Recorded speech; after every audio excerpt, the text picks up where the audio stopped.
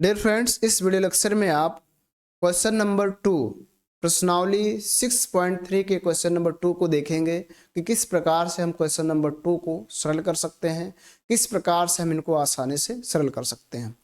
Dear friends, जैसे कि आप स्क्रीन पर देख पा रहे हैं, आपके सामने स्क्रीन पर ये प्रश्नावली 6.3 का क्वेश्चन नंबर प्रश्नावली 6.3 है और ये क्वेश्चन नंबर 2 है। और यहाँ पर एक फिगर बना हुआ कह रहा आकृति 6.35 में त्रिभुज ओडीसी, ये समरूप का सिंबल है, समरूप त्रिभुज ओबीए, यानी ये जो त्रिभुज है वो डीसी, ये वाला त्रिभुज ऊपर वाला जो देख रहे हैं, ये वाला जो त्रिभुज है, इस वाले त्रिभुज के यानी इस नीचे वाले त्रिभुज के क्या है, समरूप है। और फिर कोण बी ओ बराबर दिया, बी ओ सी बराबर 125 अंश, सी डी ओ बराबर 70 अंश दिया है। तो बताना है कि कोण डी ओ सी और कोण डी सी ओ और कोण ओ ए बी ज्ञात करना, यानी इन कोणों का मान बताना है कि ये कोण कितने होंगे। कौन कौन से कोण बताने हैं आपको? बताना है डी ओ सी यानी ये वाला कोण बताना है। फिर आपको क्या बताना है? डी सी ओ यानी ये वाला कोण बताना है। और फिर आपको बताना ओ ए बी मतलब ये वाला कोण बताना है कि ये कितना होगा। ठीक है, तो क्या करना है, बहुत इजी है, बहुत आसानी से इसको आप बता सकते हैं। यहाँ डाल दीजिए हल, और हल डालने के बाद लिख दीजिए दिया है। क्या है? दिया है। ठीक है, जो जो बातें दिया है उसको हम लिखेंगे। क्या दिया है? तो क्या दिया है देखिए, पहले मैं कोण का मान लिख दे रहा हूँ। कोण बी ओ सी बराबर दिया है 125 अंश। ठीक है, और क्या दिया है? कोण सी डी ओ बराबर दिया है 70 अंश। ठीक है, और क्या दिया है? त्रिभुज ओ डी सी जो है ये समरूप है त्रिभुज ओ बी ए के, इसके समरूप है। इतनी बातें हमें पता है। ठीक है, तो जब इतनी बातें हमें पता है तो इन्हीं की मदद से हम और को ज्ञात कर लेंगे। डियर फ्रेंड्स, देखेंगे जब हमें इतनी बातें पता हैं तो इनकी मदद से हम क्या क्या ज्ञात कर सकते हैं। तो यहाँ पर इस फिगर में देखा जाए तो इस फिगर में देखिए, ये वाला कोण हम आसानी से ज्ञात कर सकते हैं। जब ये वाला कोण 125 अंश है, ये वाला देखिए, ये वाला कोण 125 अंश है, तो ये वाला कोण हम निकाल लेंगे। कैसे? ये दोनों कोण जो हैं रैखिक युग्म कोण हैं, और रैखिक युग्म कोणों का योग 180 अंश होता है, तो इस कोण को हम आसानी से निकाल लेंगे। तो यहाँ लिखेंगे, चूंकि कोण बी ओ सी प्लस कोण बी ओ सी प्लस कोण डी ओ सी बराबर 180 अंश है ना। यहां पर अगर आप लिखना चाहें तो लिख दीजिए, क्योंकि ये रैखिक युग्म कोण है। रैखिक युग्म कोण, रैखिक युग्म कोण। ठीक है, ये रैखिक युग्म कोण है। ठीक, अब रैखिक युग्म कोण मतलब क्या होता है कि एक लाइन ऐसे सीधा हो, उस पर क्रॉस लाइन हो, और ये जो दोनों कोण बनेंगे इन्हें कहा जाएगा रैखिक युग्म कोण। यानी एक लाइन सीधा होना चाहिए, उस पर एक क्रॉस बनेगी तो उसको हम रैखिक युग्म कोण कहते हैं। और रैखिक युग्म कोणों का योग 180 अंश होता है। ठीक है, आगे देखिएगा, कोण बी ओ सी का मान हमें 125 अंश है, पता कर रहा है, रख देंगे। और कोण डी ओ सी बराबर हम रख देंगे 180 अंश।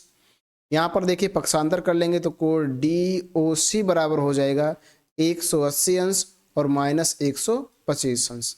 तो कोण डी ओ सी बराबर घटाएंगे तो आपको घटा लिया जाए तो 5 आएगा यहाँ पर, और यहाँ हो गया 7, 7 में से 2 घटाएंगे तो हो गया 5, यानी 55 अंश।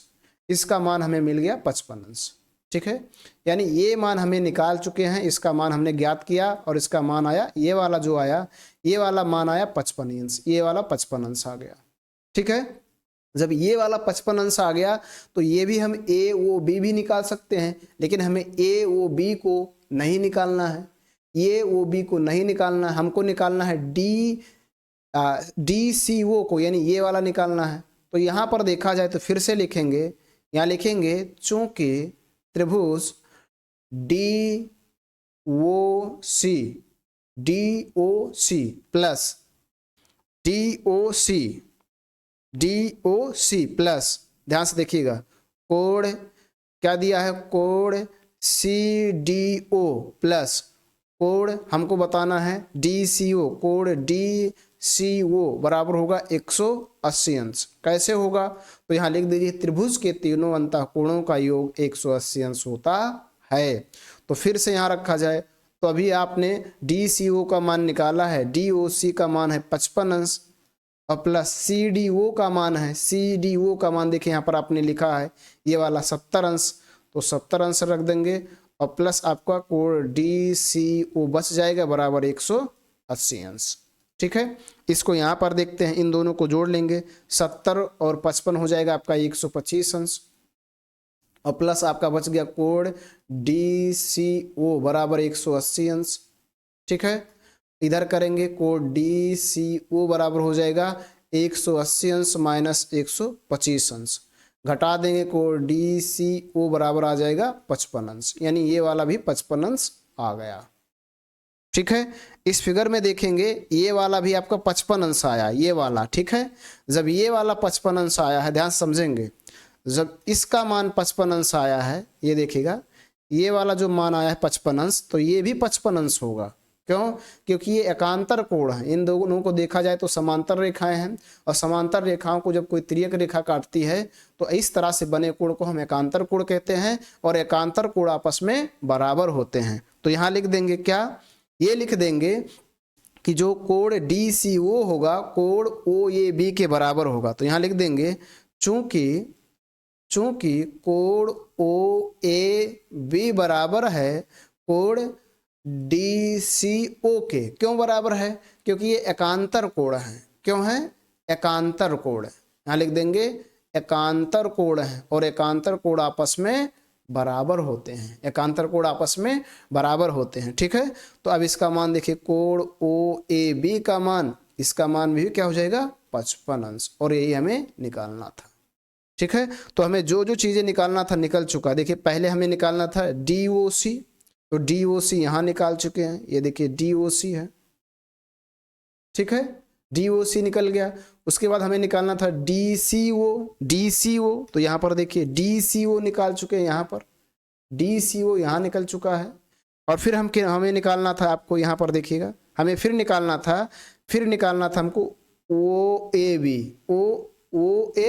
तो यहाँ पर देखेंगे हम निकाल चुके हैं ओ ए वी, यहाँ पर देखिए यहाँ पर हम निकाल चुके हैं ओ ए वी। तो इस तरह से आप इनको आसानी से निकाल सकते हैं, कोई दिक्कत नहीं है। इस क्वेश्चंस को आप आसानी से सरल कर सकते हैं और उम्मीद करता हूं कि आप आसानी से इसको सरल भी कर पाएंगे।